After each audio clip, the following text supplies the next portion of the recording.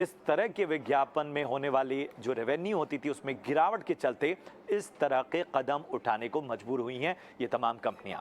लागत में कटौती के लिए लगभग 10%, एक एवरेज है 10% कर्मचारियों की छटनी जो है वो हो रही है लगभग हर जगह। कहीं कहीं ये छटनी ज़्यादा भी है और कुछ कंपनियां छटनी की तैयारी शुरू कर चुकी हैं, कुछ ने कर भी दिया है, तो कुछ अभी से इसके बारे में आगाह कर रही हैं, घोषणाएं कर रही हैं। वहीं देश में कई आईटी कंपनियों ने भी अब नई हायरिंग पर, वो भले ही लोगों को निकाल ना रही हो, लेकिन नई हायरिंग पर रोक लगा दी है। इतना ही नहीं, कई कंपनियां ऐसी भी हैं जिन्होंने कैंपस हायरिंग करके ऑफर लेटर तो दिए, लेकिन अब हायरिंग को इस मौजूदा वक्त में जिस तरह का दबाव है उसमें होल्ड कर दिया है। कई लोगों की ऐसी तादाद है जो ऑफर लेटर मिलने के बाद भी अपनी ज्वाइनिंग का इंतजार कर रहे हैं। सवाल यह है कि मंदी से हमें अभी और कितने झटके लगने बाकी हैं। आखिर क्यों दुनिया भर में कंपनियां इस समय कर्मचारियों को निकालने और हायरिंग होल्ड रखने पर मजबूर हुई हैं? इस विषय पर आज हम खास चर्चा करेंगे और फोकस होगा स्टार्टअप्स पर, क्योंकि इसे भविष्य की तस्वीर कहा गया था, इसे भविष्य की बात कहा गया था। कहा गया था कि एक बूम है जो बिल्कुल जॉब सेक्टर की तस्वीर बदल कर रख देगा, लेकिन जो तस्वीर अब नजर आ रही है उसमें बहुत सारी चिंताएं हैं और इन चिंताओं पर हम विचार तो करेंगे, समाधान के रास्ते भी खोजने की कोशिश करेंगे। साथ ही आपको स्क्रीन के एक हिस्से में बराबर दिखाएंगे वो आंकड़े जो मौजूदा हालात के बारे में आज की तस्वीर ऑफ और आपके लिए साफ करेंगे। हमारे साथ इस चर्चा में शामिल हो रहे मेहमान जो हैं उनसे आपका परिचय करा दूं। हमारे साथ इस वक्त 3 खास मेहमान जुड़ चुके हैं। हमारे साथ हैं आयुष बंसल साहब, आप हैं फाउंडर एंड सीईओ iDreamCareer.com से। निखिल गोयल साहब हैं को-फाउंडर बियॉन्ड इमेजिनेशन टेक्नोलॉजीज से। और सुमित सबरवाल साहब हैं CEO TeamLease HR tech से। आप तीनों का बहुत बहुत स्वागत। सुमित, चर्चा की शुरुआत मैं आपसे करना चाहूँगा और फोकस में बहुत स्पेसिफिक होके जो है वो जाहिर है स्टार्टअप्स का जिक्र इस वक्त बहुत ज़्यादा हो रहा है। क्या ये जो आंकड़े हैं, जो हर दिन हम अखबार खोल रहे हैं और कहीं से भी बहुत पॉजिटिव खबर नहीं नज़र आ रही है, बड़ी बड़ी कंपनियां जो हैं वो एक कहा जा रहा है कि उन्होंने एक ट्रेंड बना दिया है और ये अब छोटी कंपनियां भी फॉलो करेंगी। ऐसा क्या हो गया स्टार्टअप्स में जिन्हें एक भविष्य की तस्वीर कहा जा रहा था, बूम की बात कही जा रही थी, उनमें इस तरह की चिंताएं नज़र आ रही हैं?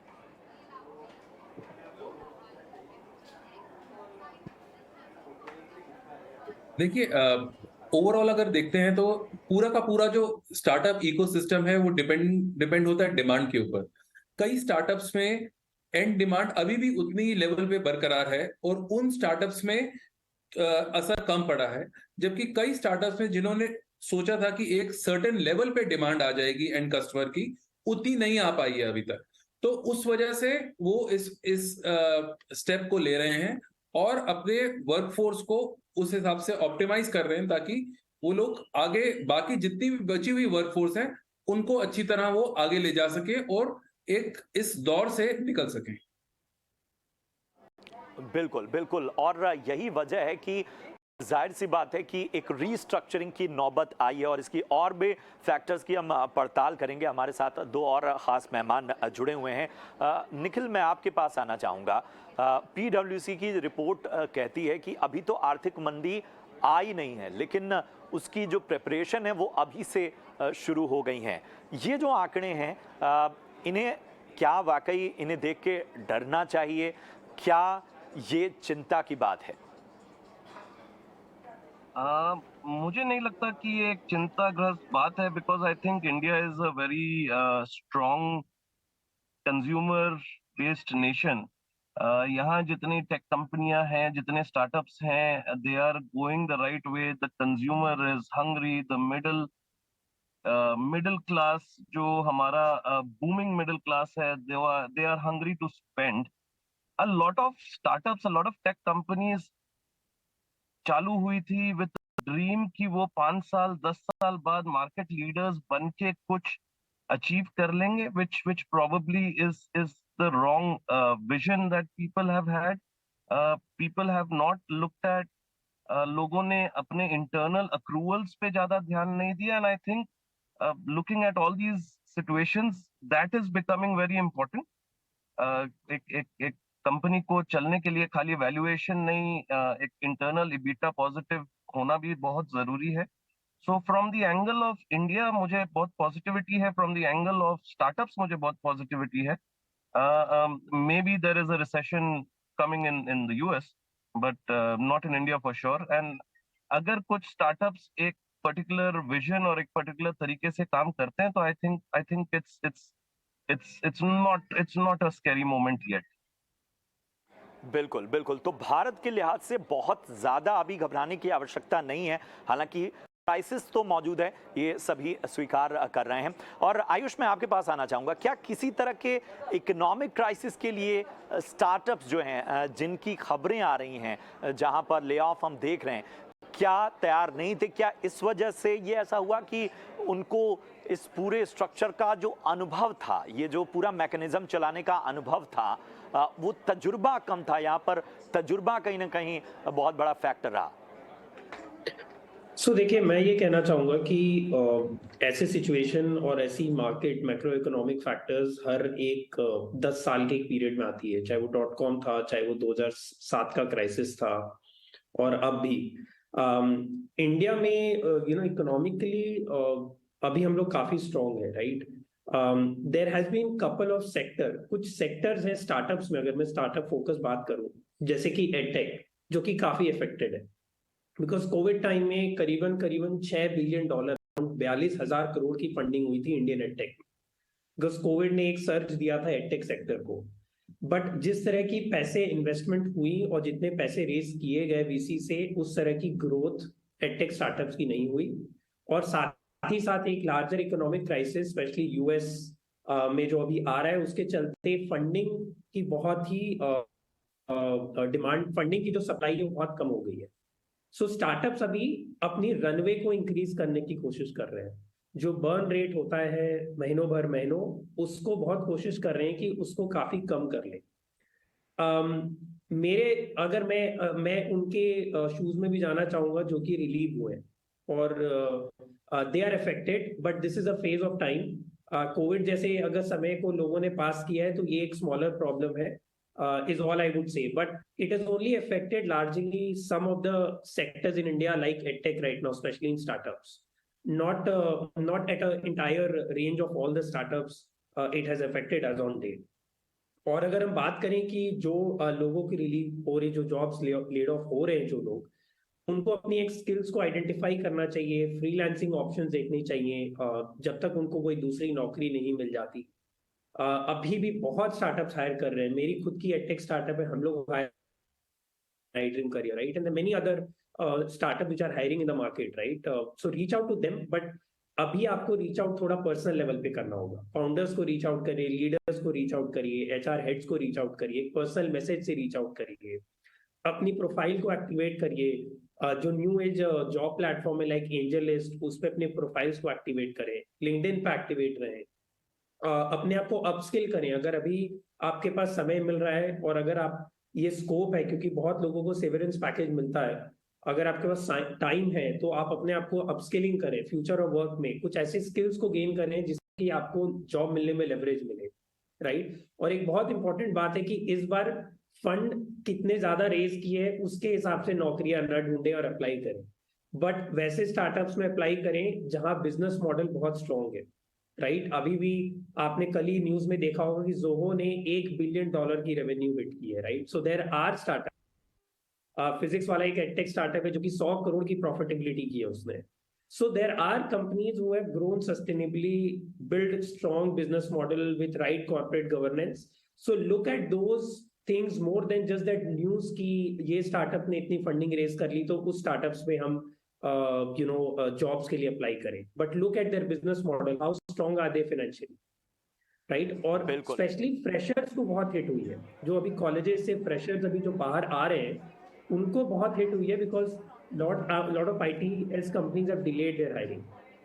तो ये एक बहुत इंपॉर्टेंट टाइम है जहां आप इंटर्नशिप ज्यादा प्रेफर कर सकते हैं और उनको PPO में कन्वर्ट करने की कोशिश करें. बिल्कुल, बिल्कुल, बहुत अहम बात आपने कही और ज़ाहिर सी बात है सबसे बड़ा फैक्टर जो है वो फंडिंग का है और इसमें पीडब्ल्यूसी की रिपोर्ट को अगर हम आधार माने तो वैश्विक आर्थिक मंदी की जो आशंकाएं हैं उसमें भारतीय स्टार्टअप्स को मदद मिलने में दिक्कत आ रही है, लेकिन उतनी भी खराब हालत नहीं है। हालांकि जुलाई से सितंबर के दौरान केवल 2 ही स्टार्टअप जो थे वो यूनिकॉर्न में तब्दील हो पाए हैं, ये रिपोर्ट कहती है। आपको ये बता दें कि हालात तब हैं जब आर्थिक मंदी की आशंका बनी है। मुश्किलें वाकई भारत के लिहाज से ज़्यादा नहीं है, लेकिन तैयारियां कहीं ना कहीं हमको पूरी रखनी होगी। सुमित जी, सवाल ये उठता है कि जब इतने बड़े पैमाने पे और हम बड़े बड़े नाम जब देखते हैं तो एक सेंटिमेंट जो है, जो एक मैसेज जाता है आम जॉब सीकर के लिए, वो बहुत अच्छा नहीं जाता है। हम नेगेटिव ना भी हों, हम चीज़ों को बहुत ऑप्टिमिस्टिक होके भी देखें, फिर भी ये चीज़ें इफ़ेक्ट तो करती हैं। तो क्या रास्ते हैं एक सेल्फ मोटिवेशन के, और इसके साथ ही किस तरह की किन किन चीज़ों को एक व्यक्ति को, एक जॉब सीकर को या जो भी इस सेक्टर में है उसको कहीं ना कहीं अपने आप को तैयारी किस स्तर पर मजबूत रखना होगा?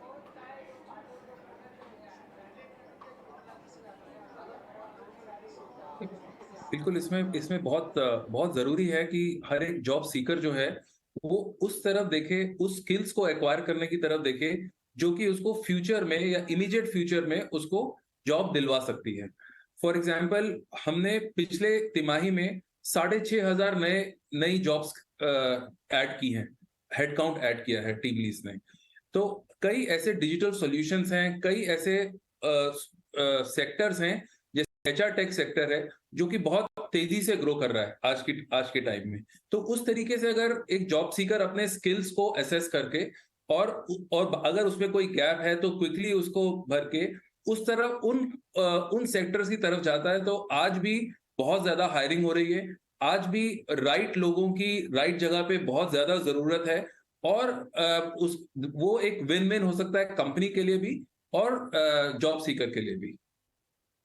बिल्कुल, बिल्कुल। तो कहीं न कहीं आपको अब व्यक्तिगत तौर पे भी आपकी रिसर्च जो है वो बहुत मायने रखेगी, और जैसा हमारे तमाम पैनलिस्ट भी कह रहे थे कि थोड़े आँख कान खुले रखने होंगे इस बार।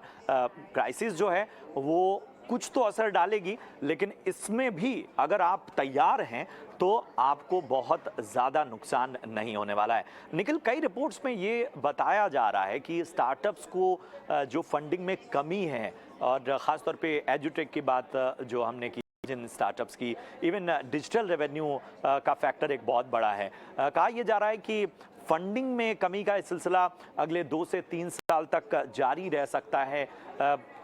स्टार्टअप्स के लिहाज से आपकी क्या चिंताएं हैं? आपको क्या लगता है कि कहां पर जो है वो चूक हो रही है, कहां पर कमी रह जा रही है? I think it's a great time to be a startup, very honestly, because I think जो पुराना दौर रहा है स्टार्टअप का वो रहा है कि मैं कैसे पैसे बहुत ज्यादा खर्च करके एक अपना मार्केटिंग, एक अपना नाम, एक अपना market place in the market बना लूं, और वो सपने बेच रहे थे 10 साल बाद की जब वो एक मार्केट लीडर बन जाएंगे। I think this is a great transition actually. I'm sorry, I'm a very positive thinking, try to look at the positive side. I believe this transition is positive for everyone because now startups are talking about revenues. Now startups are talking about what is the burn rate and what is the potential EBITDA margins that they can achieve. Now startups are talking about how they can reach profitability. Now we are talking about or celebrating Zoho being a $1 billion revenue company. So I think it's a great transition. I think business आज से नहीं सैकड़ों सालों से होता आ रहा है, and हमेशा 1 रुपया का माल 1.25 रुपया में बेच के ही प्रॉफिट कमाया जाता था. That was business for everybody. Suddenly in the last, I think 10, 12, 15, 20 years, we misunderstood ki business valuation and scale and larger picture पे चलता है. So I think this is something that I feel जो एक positive turn ले रहा है. Coming to the funding part, I still believe there is enough funding happening. Provided you're bringing the right values on the table, there is enough funding happening. There are enough people around the market scouting for the right startups, ventures, founders. So I think there is enough in the market still. Probably उस story teller को पैसा नहीं मिल रहा, लेकिन जो आदमी actual value on the table ला रहा है उसके पास पैसे की कमी नहीं होनी चाहिए. From the investment world is what I get a feeling for. बिल्कुल बिल्कुल अहम बात आपने कही कि कहीं ना कहीं जो ये पूरा सेक्टर है वो बेहतर लोगों के लिए एक बेहतर मौके ज़रूर ला रहा है, लेकिन जिस लार्जर पिक्चर की हम भी बात कर रहे हैं उसमें ये भी एक बड़ा सवाल है कि भीड़ जो बढ़ गई है, इस भीड़ में बहुत सारे ऐसे चीज़ें भी हुई हैं तो एक तरह का एक्सपेरिमेंट जो है वो कम तजुर्बे और बाकी वजह से फेल हुआ है, और उसका असर जो है वो हम देख रहे हैं कि इस तरह की चिंताएं जो उभर कर सामने आ रही हैं. लेकिन उसके बावजूद बार बार हम यही कह रहे हैं कि भारत के लिहाज से उतना ज़्यादा अभी चिंता की बात नहीं है, और तमाम पैनलिस्ट ये मान रहे हैं कि हम अभी भी, चाहे फंडिंग के मामले की बात कर लें, चाहे हम बेहतर मौक़ों की बात कर लें, उस लिहाज से हम अभी भी बेहतर स्थिति में हैं. आयुष, मैं आपके पास आना चाहूँगा.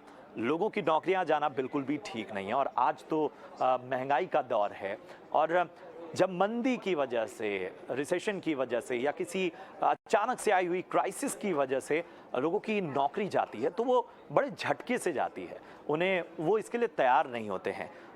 ऐसे लोगों के लिए फिर क्या क्या तरीके हैं, उन्हें किस तरह से आगे बढ़ना चाहिए, किस तरह से आज के दौर में हम निश्चित तो कुछ भी नहीं कह सकते, अनिश्चितता भरा माहौल पूरे विश्व में है, हर तरफ हम देख रहे हैं, चाहे रूस यूक्रेन युद्ध की वजह से हो, हमने कोरोना का दौर भी देखा. ऐसे में किस तरह से हमें अपनी प्रोफाइल को मजबूत रखना है, या प्लान बी हमारा क्या होना चाहिए? तो देखिए, एक तो बहुत लार्ज मतलब एक बात है जो हमेशा कही जाती है बट बहुत ही कम लोग उसको फॉलो करते हैं, विच इज कि हमेशा आपके पास 1 साल का जो आपका एक्सपेंस है, पर्सनल एक्सपेंस, उतनी सेविंग्स तो आपके पास हमेशा होनी चाहिए. आपको सबसे पहला एम ये करना चाहिए कि आपके पास 1 साल के खर्चे का सेविंग्स हो, अपने कहीं ना कहीं सेविंग्स पे जो लिक्विड हो. सो ये एक बहुत बड़ी सीख है. आई थिंक हर क्राइसिस में ये बात हमेशा आती है, तो आई थिंक इस क्राइसिस के बाद भी काफी लोग उससे सीखे. सेकेंडली, अगर आज के डेट में 3 तरह के लोग अगर आप देखोगे, राइट, एक है जो फ्रेशर्स हैं जिनकी या तो ज्वाइनिंग डिले की गई है या उनको जॉब नहीं मिल पा रहा. सेकेंड है जो मिड लेवल एक्सपीरियंस लोग हैं जिनकी नौकरी गई है, और थर्ड वो लोग हैं जो सीनियर लोग हैं जिनकी नौकरी गई है. सो आई थिंक इन तीनों लोगों को डिफरेंट तरीके हैं इस सिचुएशन को. अगर आप इस सिचुएशन में हैं जहां पे आप लेड ऑफ आपकी नौकरी गई है, आप तीनों के पास 3 अलग अलग तरीकों के रास्ते हैं, राइट. अगर आप फ्रेशर है,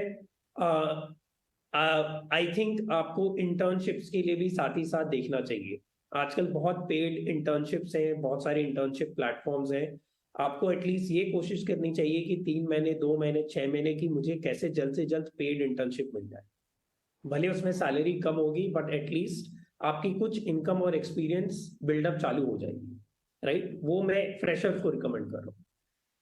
मिड लेवल पे जो लोग हैं उनको, जो मिड एक्सपीरियंस लोग हैं उनको ये देखना चाहिए और एसेस करना चाहिए कि उनके पास ऐसे 2 या 3 एक ऐसा कौन सा स्किल्स है जिससे कि वो फ्रीलांसिंग अपॉर्चुनिटी ढूंढ सके. Number 1. Number 2, they really need to get active. ऐसा नहीं है कि जॉब्स नहीं है, right. So but the fight for limited number of jobs is really high, right. So आपको उस फाइट का भाग लेना पड़ेगा, right. You have to fight for it. So वो आप ऐसे हो सकते हैं कि आप क्या पर्सनली रीच आउट कर सकते हैं लोगों को, जो कंपनीज को, लीडर्स को, एचआर लीडर्स को, फाउंडर्स को स्टार्टअप्स में जहां जॉब्स हैं और एक स्पेसिफिक रोल में आपको लगता है कि आपकी फिटमेंट है. How can you really personalize your reach out to them? Can you connect them on LinkedIn, reach out to them with a specific purpose for asking that job? Third, जो senior level लोग हैं वहां पे भी अगर मैं कहूँ तो दो तरह के रास्ते हैं. एक ये कि आप एक कंफर्टेबल पोजीशन में थे, तो अगर आप इस क्राइसिस के इस क्राइसिस में हैं, तो मे बी, और आपके पास कंफर्टेबिलिटी है, तो ये एक अच्छा मौका है कि आप मे बी 2-3 महीने की, और अगर आपको सीवरेंस पैकेजेस मिले हैं, तो maybe it's a good time to really take out time for 3-4 odd months, and take out use this time to spend with your family, etc. Second, अगर वैसी कंफर्टेबिलिटी नहीं है, then obviously I think उस level पे I think सबसे ज्यादा effect लोग होते हैं, right? So there is no other answer to it but to keep on fighting to find jobs, right? There is no other way out for those category of people. बिल्कुल, तो बहुत अहम सलाह आयुष ने दी है और वाकई ये ऐसी बातें हैं जिनको आप अपना कर जिस तरह की भी क्राइसिस होती है उसमें आप एक बेहतर जो राह है वो चुन सकते हैं। और इन सब में एक चीज़ हमेशा आपको याद रखनी है कि कोई भी स्थिति है वो हमेशा के लिए नहीं है, वो हमेशा की ऐसी नहीं रहने वाली है। तो कोशिश जो है वो आपकी हमेशा जारी रहनी चाहिए। अगर आप एक बेहतर पोजीशन में हैं तो कोशिश ये करें कि दूसरों के लिए मौके कैसे बन सकें, किस तरह से आप कनेक्टेड रहें। आज तो डिजिटल वर्ल्ड है, उसके थ्रू आप लोगों को कहीं ना कहीं मौके दे सकते हैं। और स्टार्टअप्स का जो पूरी तस्वीर है वो तो है ही कि ज़्यादा से ज़्यादा लोगों को रोज़गार मिले, एक नए आइडियाज़ में लोगों का बिलीफ बढ़े। सुमित जी, जिस तरह का ट्रेंड हमने देखा और जिस तरह से हम ट्विटर और फेसबुक जैसी कंपनियों को देखते हैं, ये ऐसी कंपनियां हैं जो छोटी मोटी कंपनियां नहीं हैं। अब अगर इनके ट्रेंड को बाकी कंपनियां भी फॉलो करती हैं, हायरिंग रोक देना, छंटनी कर देना, और भारत में इसका असर पड़ता है, तो ये केवल मंदी की वजह से जो फैक्टर होगा वो अगर होता है तो वो कितने समय तक आमतौर पर मानते हैं कि इस तरह की स्थितियां बनी रह सकती हैं? और जिस तरह के मौके, जिस तरह का डेटा आपके पास इस वक्त है, कौन कौन से ऐसे सेक्टर हैं जो शाइनिंग सेक्टर हैं जहां मौके नजर आएंगे? आई थिंक पहले इंडिया पे, भारत पे जो असर होगा इसका वो बहुत ही मिनिमल होगा, बहुत ही मिनिमल। आप ये समझ लीजिए कि अगर बाहर के देशों में वर्ल्ड वाइड कुछ असर हो रहा है तो उसका 1/10 या उससे भी कम असर भारत पे होगा, क्योंकि भारत की खुद की इतनी कंजम्पशन इतनी ज्यादा है कि काफी सारी जो जॉब्स हैं वो इंडिया टू इंडिया में सेंट्रिक हैं। अब अगर मान लीजिए किसी कंपनी के कोई एम्प्लॉयज हैं जो बाहर की कंपनी में काम कर रहे हैं, उन पे असर होगा, तो ये एक बिजनेस साइकिल की तरह होती है। और उसमें भी इंडिया टू इंडिया जो कंपनीज हैं उनके यहाँ पे अभी भी बहुत सारी रिक्वायरमेंट है। जैसे मैंने आपको बताया कि हम लोगों ने ही पिछली तिमाही में 6,500 नए लोगों को रिक्रूट किया है अपने यहाँ पे। तो ऐसी कंपनीज बहुत सारी हैं एचआर टेक में, बाकी टेक्नोलॉजी कंपनीज जो सेक्टर्स बूम कर रहे हैं उनके अंदर भी ये काफी ज्यादा एब्जॉर्ब हो जाएगा। लेकिन अगर मान लीजिए असर होता है तो ज्यादा से ज्यादा इसका 3 से 4 महीने तक का असर दिखने को मिल सकता है। उससे ज्यादा रेजिलियंस बहुत ज्यादा है हमारे टैलेंट के अंदर, हमारी मार्केट के अंदर, इंडिया के अंदर, ताकि हम लोग बहुत ज्यादा क्षमता रखते हैं वर्ल्ड से पहले सुमित जी, समय कम है। आखिरी जो है वो सवाल मैं निखिल से लूंगा। निखिल, क्या इसका असर, हम चलिए नौकरियां तो बच जाएं, नौकरियां अगर बच भी जाती हैं और सारी चीज़ें बहुत ऑप्टिमिस्टिक दें, क्या इसका असर लोगों के प्रमोशन या अप्रेजल पर पड़ता है जब इस तरह की स्थितियां आती हैं? I would like to put this on record कि this is a time जब इंडिया से ब्रेन ड्रेन होता था. I think now we require the right brains to come to India. And ये एक अच्छा मौका है, इंडिया में अच्छे ब्रेन्स की जरूरत है। आई एम नॉट सेइंग कि इंडिया में नहीं है, आई एम सेइंग इंडिया में नौकरियों का इतना स्कोप है कि बाहर से अब दुनिया आके हमारे यहाँ काम कर सकती है। It's a beautiful moment for India. 1 2 मुझे लगता है कि नौकरियां बढ़ेंगी इंडिया में बिकॉज कंज्यूमर मार्केट है एंड ऑल्सो जो आईटी है, I believe India will soon start making for the world along with Indians. So बहुत मायने रखता है ये बात कि we are suddenly becoming the fulcrum of how the world will work and how the world will be serviced. So it's a ये great सबसे place to अच्छी be. बात है कि इस शो को जब हम एक तरह से इसके कंक्लूजन पे पहुंचे हैं, तो आप जब ये बात कर रहे हैं तो इसी पॉजिटिव नोट के साथ कहीं ना कहीं हम साइन ऑफ करें कि वाकई जिस तरह की बातें हम ये चर्चा इसलिए भी ज़रूरी थी क्योंकि जो आंकड़े हैं वो बहुत सारे एस्पायरेंट्स को डरा हैं, उनको बहुत मायूस कर रहे हैं और जाहिर सी बात है कि उन पर जो इस इंडस्ट्री के अंदर मौजूद लोग हैं उनकी इंसाइट जब होती है, वो जो एक ऑब्जर्वर की इंसाइट होती है, वो उनको कहीं ना कहीं बूस्ट करती है। बहुत बहुत शुक्रिया करेंगे सुमित जी, निखिल और इसके साथ ही आयुष, आप सभी का बहुत ही शानदार चर्चा रही। आप सभी ने समय दिया इस चर्चा में शामिल होने के लिए। उम्मीद है कि हमारे दर्शकों को भी ये चर्चा पसंद आई हो। फिलहाल पूरी टीम को दीजिए इजाजत। आप देखते रहिए ET Now स्वदेश। नमस्कार।